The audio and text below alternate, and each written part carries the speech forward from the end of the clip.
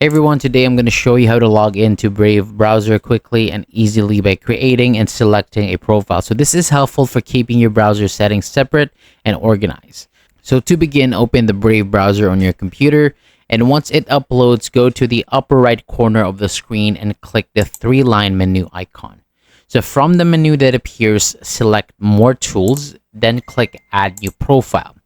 Next, enter a name for the new profile. So for this example, we'll name it one. And after that, choose the color theme that you prefer, then click Done.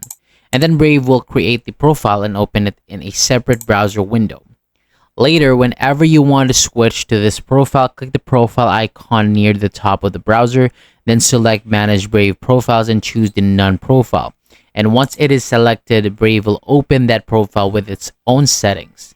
So keep in mind that each Brave profile works separately, and any settings that you change inside one profile will only apply to that profile and will not affect the others.